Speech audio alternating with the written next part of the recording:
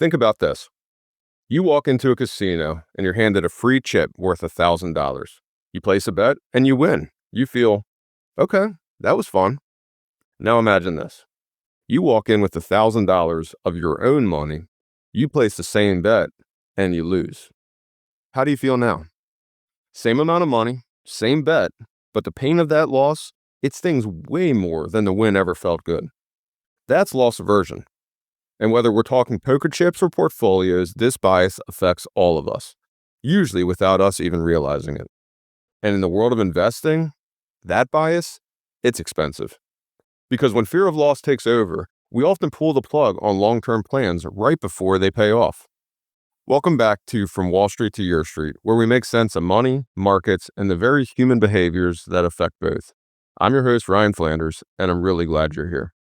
If you missed last week's episode, we kicked off an 8-week journey through behavioral finance. And no, that's not just some textbook term. It's the study of why we do the things we do with money, even when we know better. This week, we're talking about one of the most powerful and sneakiest forces in investing, loss aversion. And here's a quick version.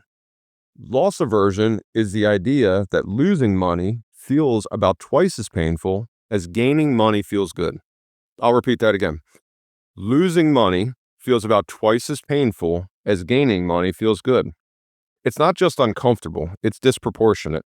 Our brains process a $500 loss like it's a punch in the gut. But a $500 gain, that's just a good day, maybe? I want to tell you about a client I worked with during the 2020 COVID market crash. The volatility was everywhere, you may remember it. This client was really struggling. They'd called me a couple times already, ready to pull the plug. Finally, they told me they just couldn't take it anymore. They weren't sleeping, and they were convinced the market was going to zero. Now, I knew the data, I knew how markets recover, and I believed in the plan that we had built together. So I asked them to try something different, just take a 90-day break from looking at their account. Trust me to keep monitoring everything and let the storm pass. They agreed, and within 30 days, the market started to rebound. By the end of 2020, the S&P 500 had gained over 18% for that year. Here's the thing. Most investors don't lose money because the market goes down. They lose money because they react poorly when it does. Loss aversion is the idea that we feel the pain of losses about twice as strongly as we feel the joy of equivalent gains. So that's not just a theory. That's been tested and confirmed in behavioral finance studies again and again. On average, the S&P 500 drops 10% once per year. While it doesn't happen every year, it occurs often enough that every investor should be able to handle it with ease. But when the market drops 10%, it always feels like a catastrophe, even if we logically know that kind of volatility is normal. Loss aversion causes people to panic sell when the market dips, avoid investing in the first place, hold too much cash on the sidelines, or miss rebounds because they're too scared to re-enter. It's why people say, "I'll wait until the market feels safer," even though that feeling usually only shows up after prices have already recovered. But here's the truth. Markets don't reward comfort, they reward discipline. And that's why our job as advisors isn't just to build great portfolios, it's to coach our clients through the storms so they don't make short-term decisions that sabotage their long-term success. But to really understand where this comes from, let's go deeper into the psychology. Back in the 1970s, two brilliant researchers, Daniel Kahneman and Amos Tversky, set out to understand how people actually make decisions under risk. What they discovered changed everything. They introduced something called prospect theory, which explains that we don't always make financial decisions based on logic. We make them based on how those decisions feel to us. And what they found is that losses hurt about twice as much as gains feel good. So if you gain $500, that's a nice win. But if you lose $500, that pain hits much harder, emotionally, physically, and psychologically. It's not a math problem, it's a wiring issue. And here's where it gets even more interesting. They found that when people are faced with gains, they tend to play it safe. But when they're dealing with losses, they're more likely to take a rational risk just to avoid locking in that pain. Let me give you an example from one of their classic studies. Participants were given a choice in two scenarios. In the first, they could either take a guaranteed gain of $500 or take a 50-50 gamble to win $1,000 or nothing. And most people chose that guaranteed $500. It was safe and it was predictable. But in the second scenario, They were given a guaranteed loss of $500 or a 50-50 gamble to lose $1,000 or nothing. And guess what? Most people in that situation went with the gamble. Why?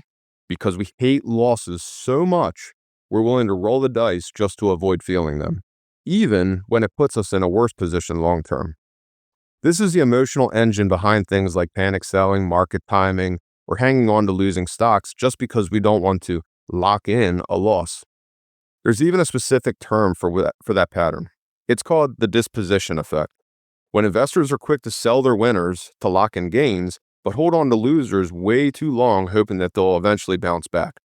That tendency isn't just inefficient, it's expensive. Prospect theory helps explain why people act this way. It's not about being irrational, it's about being human. These behaviors are rooted in ancient survival instincts, but in modern markets, those instincts often lead us astray. That's why it's so critical to have a plan in place before emotions kick in, because once you're in the heat of the moment, it's much harder to think clearly. And that's also why having someone in your corner, a coach, an advisor, even a friend, can make all the difference. Our job isn't just to manage money, it's to manage behavior. It's to help you stay on the course when every headline and instinct is screaming, "Get out!" Because the market typically recovers. Historically, it always has. But your long-term success depends on what you do in those moments of uncertainty. If this sounds like you, I want you to hear this. You are not bad with money. You're just wired, like a human. Loss aversion is part of our biological survival toolkit. In the wild, avoiding loss, say a poisonous berry or a bad hunting spot, was literally a matter of life and death. But in the markets, that same instinct can lead us to make moves that sabotage our goals. This is why having a plan matters. And more importantly, this is why having someone to help you stick to that plan matters. That's where our role as advisors really kicks in. We're not just portfolio managers, we're behavior coaches. We help people zoom out, see the big picture, stay on course when emotions start to cloud the view. So what can you do about loss aversion? 1, know it exists. Recognizing the pattern is the first step. 2, don't act alone. Even the pros get emotional. Don't go solo when the stakes are high. 3, build structure. A disciplined plan helps remove emotion from the decision. And 4, talk it out. Whether it's with an advisor, a spouse, or a friend, talking helps us reframe. Next week, we're diving into recency bias, how recent events trick our brain into thinking that they're going to last forever. It's the reason people chase trends, or another reason they panic when markets dip. We'll explore how this bias can derail even the best strategies and what you can do to outsmart it. Until then, I'm Ryan Flanders. Thanks for spending a few moments with me here on From Wall Street to Your Street. And remember, good investing isn't about avoiding losses completely. It's about managing them with a clear head and a solid plan. Securities and advisory services offered through Commonwealth Financial Network. Member FINRA SIPC, a registered investment advisor. Fixed insurance products and services are separate from and not offered through Commonwealth. The Flanders Group is located at 221 Maitland Street, Bel Air, Maryland 21014. Phone number 410-569-4506. Investments are subject to risk, including the loss of principal. Some investments are not suitable for all investors, and there is no guarantee that any investing goal will be met. Past performance is no guarantee of future results. Talk to your financial advisor before making any investing decisions. The client example presented in this podcast is for illustrative purposes only and should not be construed as a recommendation. It may not be representative of your experience.